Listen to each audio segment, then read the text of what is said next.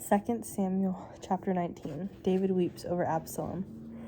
The king was shaken, so he went up to the chamber over the gate and wept. As he walked, he cried, "My son Absalom, O my son Absalom! If only I died instead of you, Absalom, my son, my son."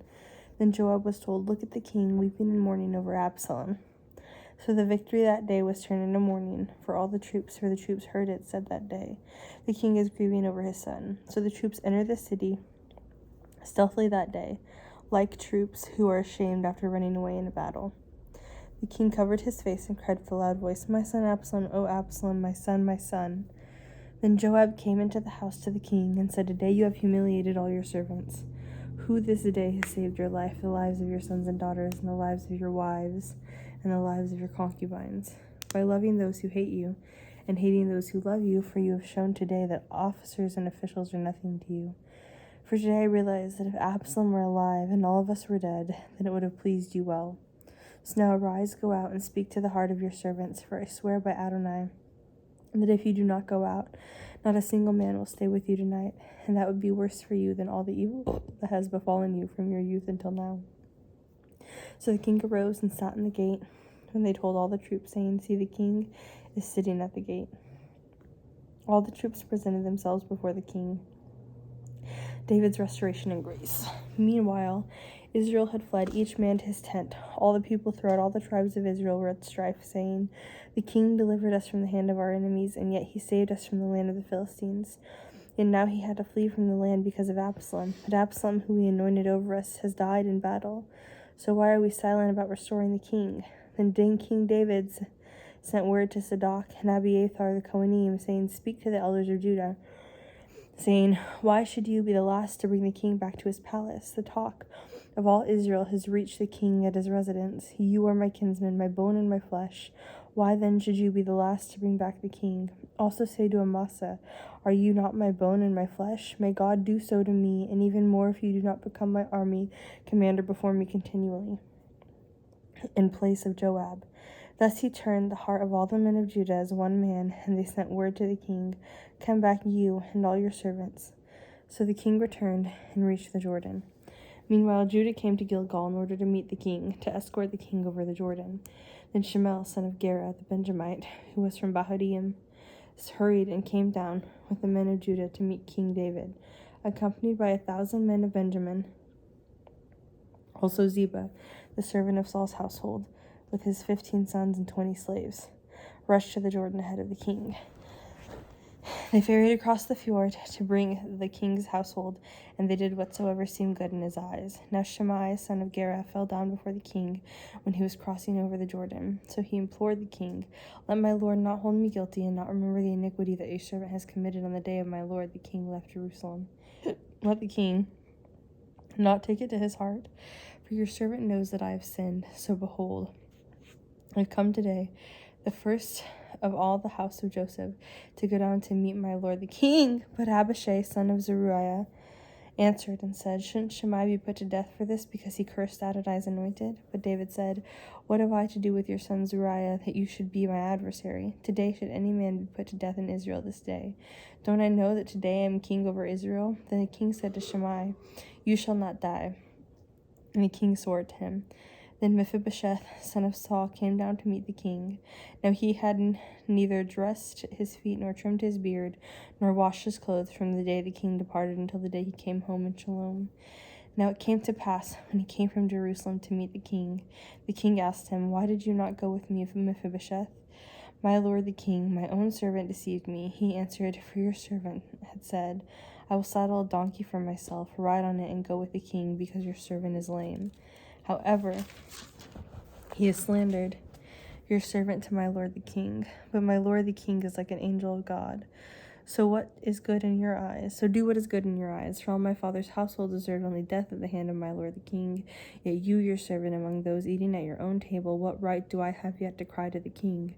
And the king said to him, "Why do you still speak of your affairs? I have decreed, you and Ziba shall divide the land. So let him take all." Mephibosheth replied to the king, "As long as my lord the king has come back to his own home in Shalom." Then Barzillai the Gileadite came down from Rogelim, and he approached the Jordan with the king to escort him over the Jordan. Now Barzillai was a very aged man, 80 years old, and he had provided for the king during his residence in Mahanaim, for he was a very wealthy man. The king said to Barzillai, "Cross over with me, and I will provide for you with me in Jerusalem." But Barzillai said to the king, "How many years are left in my life that I should go up with the king to Jerusalem? I am now 80 years old. Can I distinguish between good and bad? Can your servant taste what I eat or what I drink?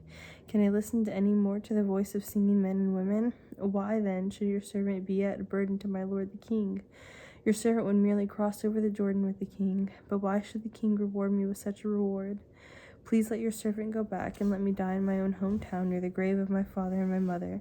But look, here is your servant, Chimham.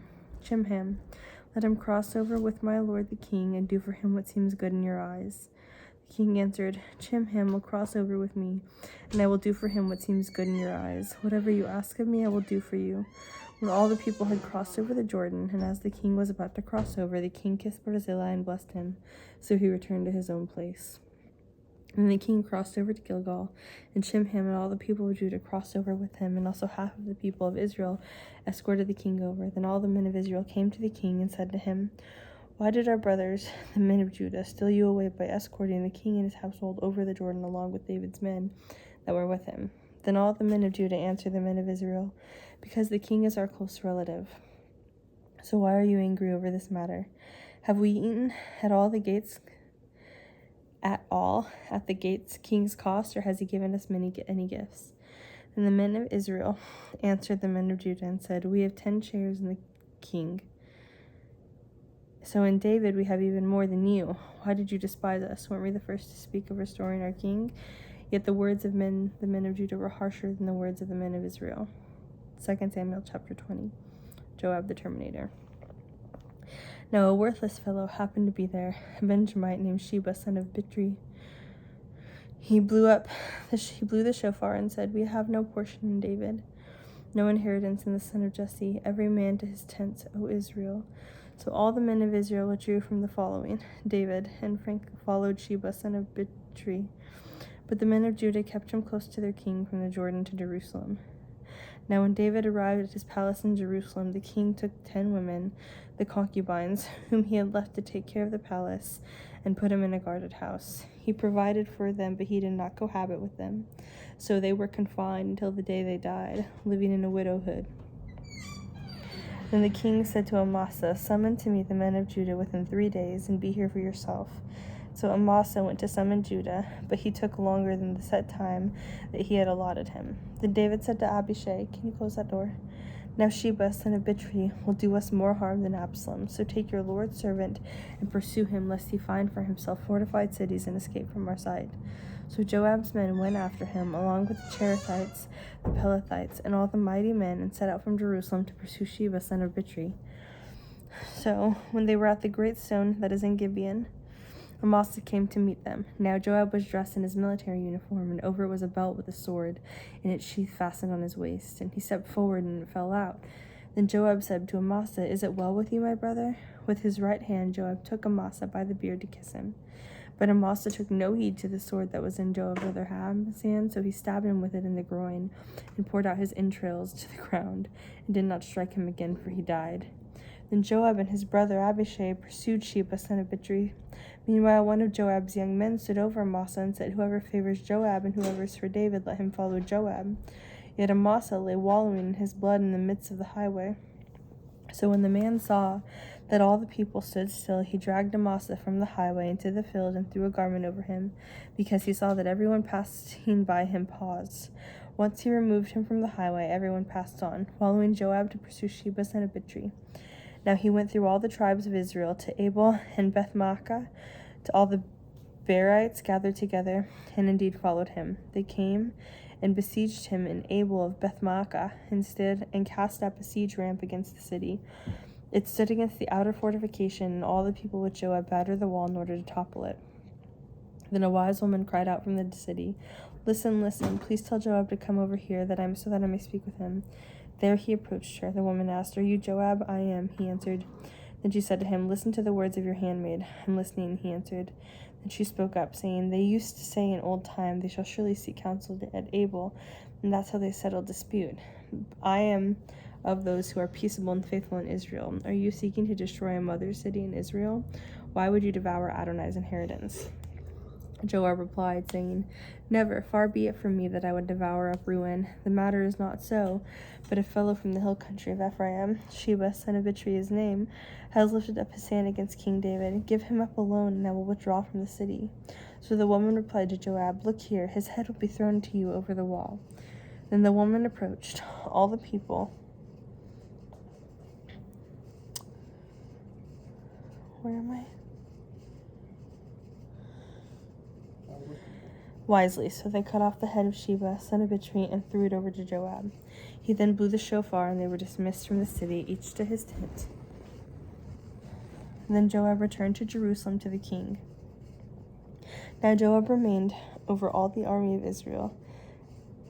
Benaiah, son of Jehoiada, was over the Cherethites and the Pelethites. Adoram was over the forced labor. Jehoshaphat, son of Ahilud, was the reporter. Sheba was a scribe. Zadok and Abiathar were Kohanim, and Ira the Jairite also was a Kohen David. 2 Samuel chapter 21. Justice for the Gibeonites. Now there was a famine in the days of David for 3 years, year after year, so David sought the face of Adonai.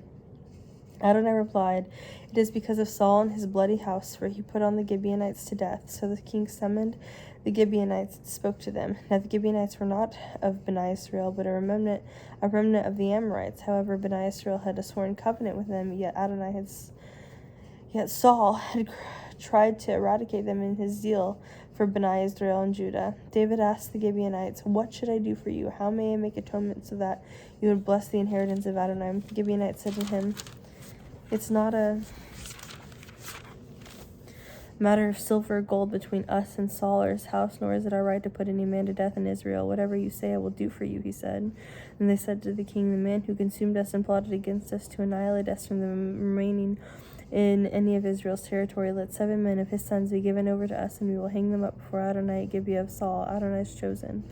"I will give them over," the king said. Now the king spared Mephibosheth, son of Jonathan, son of Saul, because of Adonai's oath that was between them, between David and Jonathan, son of Saul. But the king took the 2 sons of Rizpah, daughter of Aiah, whom she bore to Saul, Armoni and Mephibosheth, also the 5 sons of Michal, daughter of Saul, whom she bore to Adriel, son of Barzillai, the Mehoelathite. And he gave them to the hands of the Gibeonites. So they hanged him on the hill before Adonai, so that all 7 fell together. They were put to death during the days of harvest, at the beginning of the barley harvest. Then Rizpah, daughter of Aiah, took sackcloth and spread it on the rock herself from the beginning of harvest until the rain poured on them from the sky. She did not let the birds of the sky rest on them by day, nor the beasts of the field by night. David was told what Rizpah, daughter of Aiah, the concubine of Saul, had done. So David went and shook the bones of Saul and the bones of his son Jonathan from the men of Jabesh Gilead, who had stolen them from the open square of Bethshan, where the Philistines had hanged them on the day that the Philistines killed Saul in Gilboa. He had the bones of Saul and the bones of his son Jonathan brought up from there, and they gathered the bones of those who were hanged. So they buried the bones of Saul and his son Jonathan in the country of Benjamin and Zelah, in the tomb of his father Kish. They did all of what the king commanded. Afterward, God was moved by prayer for the land. Once again, the Philistines made war with Israel. So David went down with his servants and fought against the Philistines. But David became weary. So Ishbi-Benob, who was a descendant of Rapha, whose spear weighed 300 shekels of bronze, who was girded with new armor, thought to kill David. But Abishai, son of Zeruiah, came to his aid and struck the Philistines and killed him. Then the men of David swore to him, saying, "You must not go out with us to battle any more. You must not quench the lamp of Israel." Now it came to pass that after this there was a war again with the Philistines at Gob, and Sibbecai the Hushathite killed Saph, a descendant of the Rapha. And then there was war again with the Philistines at Gob, and Elhanan, son of Jair-Oregim, the Bethlehemite, killed Goliath and the Gittite. His spear had a shaft like a weaver's beam. Once again there was a war at Gath, where there was a champion that had on every hand 6 figures, and on every foot 6 toes, a total of 24. And he also was a descendant of the Rapha. When he haunted Israel, Jonathan, son of David's brother Shemiah, killed him. These 4 were born to Rapha and Gath, and they fell by the hand of David and by the hand of his servants.